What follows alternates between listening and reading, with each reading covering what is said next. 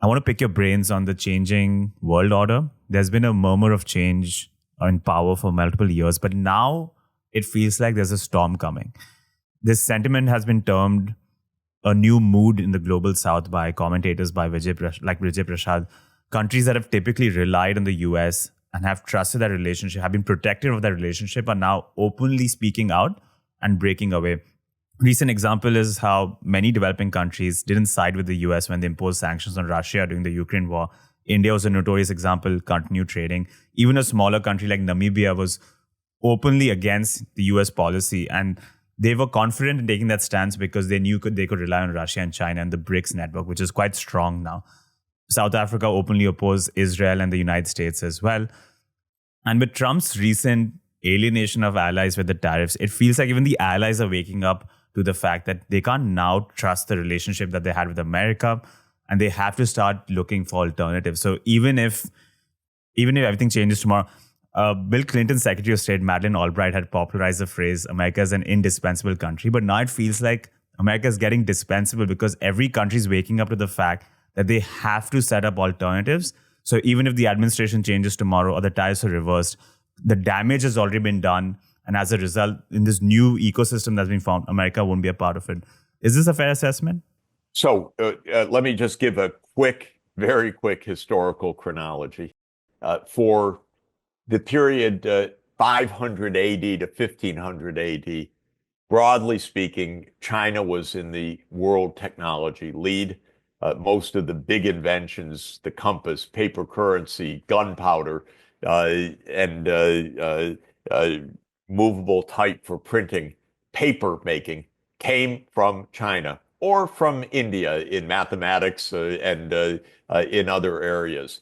In the last decade of the 15th century, meaning the 1490s, two decisive voyages were made, one by Columbus, which landed in a place he didn't anticipate, called the Americas, and the other by Vasco da Gama, circling from Europe around the Cape of Good Hope of Africa to Asia. Suddenly, the world was completely interconnected by ocean travel, changed everything. From 1500 to 1750, Europe was in the ascendancy, but Asia was still the dominant part of the world economy, dominant in manufacturing, and the major two empires were in the Mughal Empire in India and both the Ming and the Qing dynasty in China. By around 1750, for a lot of reasons, Europe became the ascendant part of the world.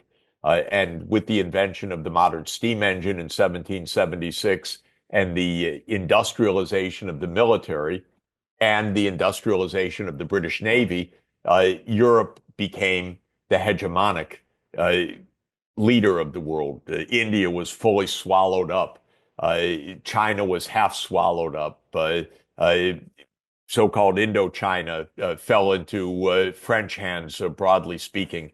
In the late 1880s, Africa was politely divided among the Europeans, with the Africans having no say.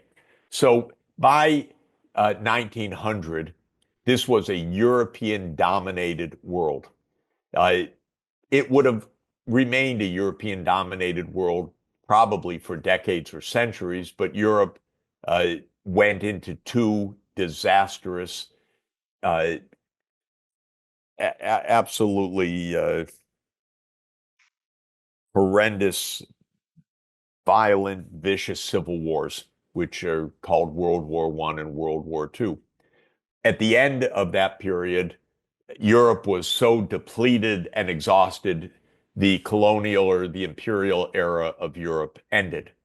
But one of the last moments of that was Britain passing the baton of the British Empire to the new American Empire, which was strengthened by these two wars, not weakened by them, because the wars were not on American territory, but American industry built up massively and American technology built up during these wars. So the United States took the role that Britain had had. It became the global hegemon. not entirely because the Soviet Union was there as a nuclear power, but in fact, the dominant force in the world. That has ended. That's what we're seeing right now. That world of European and then US domination really ended around 2000. It wasn't recognized as such because the American mind was, we run the world. Are you kidding? We're the indispensable world. We're the sole superpower. We're the unipolar power. We're the liberal hegemon. Every self-description of glorification was imaginable. This is, by the way, true of empires throughout history. The king of kings, the shah of shahs, it's always the most exalted is us, of course, and that was American view.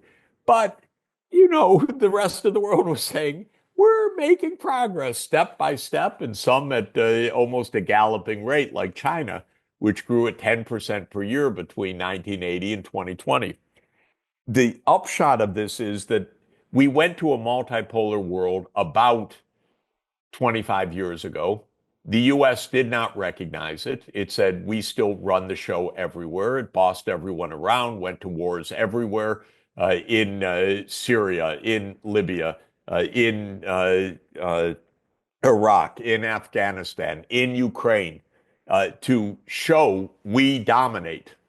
But of course, it was all a tragic bit of arrogance. It was the ultimate hubris because the US didn't dominate.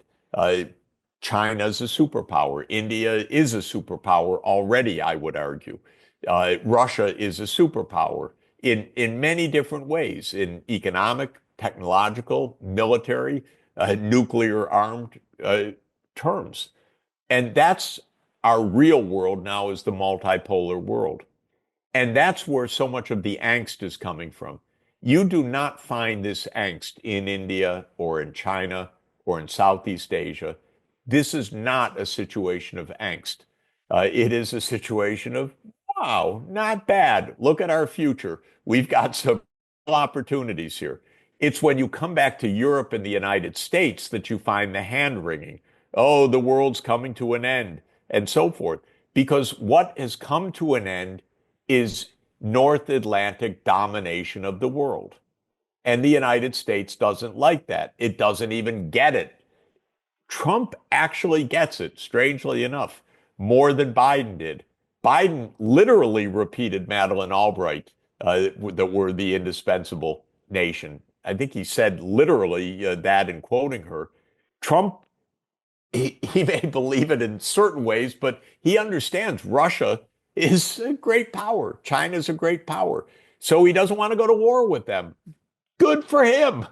This is much better than Biden's view, which is that we have this ultimate showdown. Trump doesn't want a showdown. He wants business. He wants to make money in any way he can, by the way. But in any event, the point is the angst is the end of the North Atlantic-led world. It's sometimes called the Western world, but west of what? I don't like the expression. But North Atlantic is pretty specific, and that is the European, US-led world. That's over. We're in a multipolar world. Final word choice. Multipolar just means there are multiple powers. Multilateral means that there are rules of the game. That there's a way to stay in one's lane, that there are lanes.